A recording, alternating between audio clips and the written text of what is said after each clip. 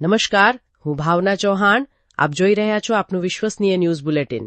Mansa general હોસ્પિટલમાં અસામાજિક તત્વોનો આતંક, કેમેરા બંધ, સુરક્ષા કર્મચારી ગેરહાજર હોવાના આક્ષેપોથી તંત્ર સામે સવાલો. માણસા જનરલ હોસ્પિટલમાં દર્દીઓ અને તેમના પરિવારજનોની સુરક્ષા સામે ગંભીર સવાલો ઊભા થયા હોવાના આક્ષેપો સામે આવ્યા છે.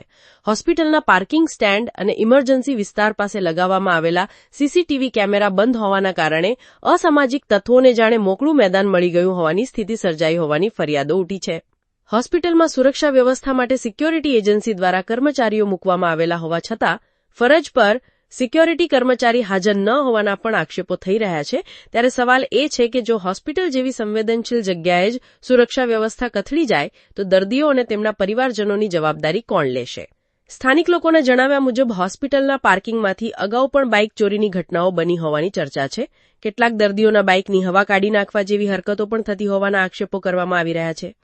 જો સીસીટીવી કેમેરા જ બંધ હોય તો આવી ઘટનાઓમાં જવાબદાર વ્યક્તિઓ સુધી પહોંચવું મુશ્કેલ બની શકે છે. સૌથી મોટો સવાલ એ છે કે સીસીટીવી કેમેરા છેલ્લા કેટલા દિવસથી બંધ છે. કેમેરા ખરાબ હોવાનું વહીવટી તંત્રને જાણ હતી કે નહીં? અને જો જાણ હતી તો તેને તાત્કાલિક શરૂ કેમ કરવામાં આવ્યા નહીં? સ્થાનિક સમિતિ અથવા જવાબદાર અધિકારીઓ દ્વારા જો છેલ્લા 10 થી 20 દિવસના સીસીટીવી ફૂટેજ અને સંબંધિત રેકોર્ડની તપાસ કરવામાં આવે તો હોસ્પિટલની સુરક્ષા વ્યવસ્થાની વાસ્તવિક સ્થિતિ સામે આવી શકે છે. જો ખરેખર અગાઉ કોઈ ચોરી કે અન્ય ઘટના બની હોય તો તે સમયે સુરક્ષા વ્યવસ્થા ક્યાં હતી તે પણ તપાસનો વિષય બની શકે છે. માત્ર સીસીટીવી કેમેરા જ નહીં, હોસ્પિટલમાં આઉટસોર્સિંગ દ્વારા આપવામાં આવતા સિક્યુરિટી, સફાઈ અને અન્ય સ્ટાફની કામગીરી અંગે પણ સવાલો ઉઠી રહ્યા છે. કેર ઇન્ડિયા એજન્સી દ્વારા મૂકવામાં આવેલા સ્ટાફની ડ્યુટી અને કામગીરીનું યોગ્ય મોનિટરિંગ થાય છે કે નહીં તે અંગે પણ તપાસ જરૂરી બની છે. હોસ્પિટલના સેનિટરી વિભાગની કામગીરી અંગે પણ લોકોમાં નારાજગી જોવા મળી રહી છે. સફાઈની જવાબદારી કોની છે? આઉટસોર્સ કર્મચારીઓ પાસેથી નિયમિત કામગીરી લેવામાં આવે છે કે નહીં? અને તેમની કામગીરીની દેખરેખ રાખનારા જવાબદાર અધિકારીઓ દ્વારા ખરેખર નિરીક્ષણ કરવામાં આવે છે કે નહીં? વધુ ગંભીર બાબત એ છે કે હોસ્પિટલના પુરુષ ટોયલેટની બારી પાસે દારૂની પોટલીઓની ખાલી કોથળીઓ મળી આવતી હોવાના આક્ષેપો કરવામાં આવી રહ્યા છે. જો આ બાબત સાચી હોય તો હોસ્પિટલ પરિસરમાં નશાખોરી અને અસામાજિક પ્રવૃત્તિઓ સામેની સુરક્ષા વ્યવસ્થા સામે પણ ગંભીર પ્રશ્નો ઊભા થાય છે. હોસ્પિટલમાં સારવાર માટે આવતા દર્દીઓ અને તેમના પરિવારજનો પહેલેથી જ મુશ્કેલીમાં હોય છે. આવા સમયે હોસ્પિટલ પરિસરમાં ચોરી, તોડફોડ, બાઇકને નુકસાન પહોંચાડવું કે નશાખોરી જેવી પ્રવૃત્તિઓનો ભોગ બનવું પડે તો જવાબદારી કોની? સવાલ એ પણ છે કે શું સ્થાનિક વહીવટી તંત્રને આ તમામ બાબતોની જાણ છે? શું સિક્યોરિટી એજન્સી સામે કોઈ કાર્યવાહી કરવામાં આવી છે? શું સીસીટીવી કેમેરા બંધ હોવા અંગે કોઈ તપાસ કરવામાં આવી છે? અને જો કેમેરા ઘણા દિવસોથી બંધ હોય તો તેને સમયસર રિપેર કેમ કરવામાં આવ્યા નહીં? માણસા જનરલ હોસ્પિટલમાં સુરક્ષા અને સફાઈની વ્યવસ્થાને લઈને ઉઠેલા આ સવાલો હવે માત્ર લોકચર્ચા પૂરતા ન રહેતા તપાસનો વિષય બન્યા છે. કેમેરા ખરેખર કેટલા દિવસથી બંધ છે? સિક્યોરિટી કર્મચારી ફરજ પર કેમ હાજર નહોતો? અને આઉટસોર્સ સ્ટાફ પોતાની ફરજ યોગ્ય રીતે બજાવે છે કે નહીં? આ તમામ મુદ્દે તંત્રએ સ્પષ્ટતા કરવી જરૂરી બની છે.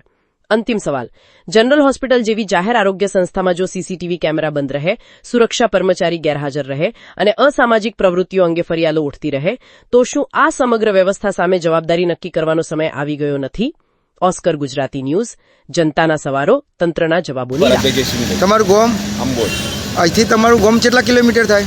7 કિલોમીટર. 7 કિલોમીટર. હવે તમે અહીંયા કેટલા દિવસથી એડમિટ છો? 3 દિવસ. હવે આ 3 દિવસની અંદર તમે જે સાધન લઈને આવ્યા એનું હોય પાર્કિંગ કરવા દીધું નથી? અંદર સિવિલમાં બહાર પાર્કિંગ કર્યું. હા, બહાર પાર્કિંગ. પછી એના વિશે તમારું શું કહેવું છે? મારી કોઈ વસ્તુ ચોરાઈ જાય, હા, તો 3 ટાયર કોઈ કાઢી જાય કે મારું સ્પેર વ્હીલ કોઈ કાઢી જાય, હા, બરાબર છે, તો એની જવાબદારી કોની? તો આ કેમેરા મૂકેલા છે એના વિશે તમારું કેવું છે? હવે જ્યારે હું એ સિક્યુરિટીના રાત્રે વાત કરી તો સિક્યુરિટી વાળું એમ કહેશે એ તો વીમા કંપની ચૂકવા. એટલે વીમા કંપની તો ટાયર વાળા ઓછો ચૂકવા, એ તો એક્સિડન્ટ થી હોય ને ચૂકવા. આ કેમેરા ખાલી શોભાના કોઠિયા જેવા જ થયા ને આપણે? કેમેરા બિલકુલ નહીં. અને વૈસી ચોરે જાય. તમે ના કીધું ભાઈ મારું બાઇક ને એના પહેલા 2 બાઇક જેલો હી. એટલે આ બધી બેદરકારીઓ જ છે. અને જે મૂકવાની વસ્તુ હોય મૂકવા દેતા નહીં. રાત્રે તમે બહારથી સવારે 6 વાગ્યા સુધી કીધું તો નતું મૂકવા દીધું? નહીં મૂકવા દીધું. ખોટી દાદાગીરી કરી કે મને પૂછ્યા વગર તમારે બિલકુલ મૂકવાનું નહીં. હા, આવું ચાણ બન્યું. અરે કે જય રાત્રે ગાર્ડ કોણ હતું? એ ભાઈ રાત્રિ ગાર્ડ હશે, એની હાજરી હશે. હું બતાવું એની સિક્કલ હું જોઉં તો બતાવું કા ભાઈ હતો. બરાબર. એટલા સુધી વાત. આ ભાઈ જેવો ડ્રેસ હતો? આ ભાઈ જેવો ડ્રેસ હતો. બરાબર. તમારી કઈ કંપની ભાઈ? એના જોડે રંગ થઈ. હા, જીએનએ છે.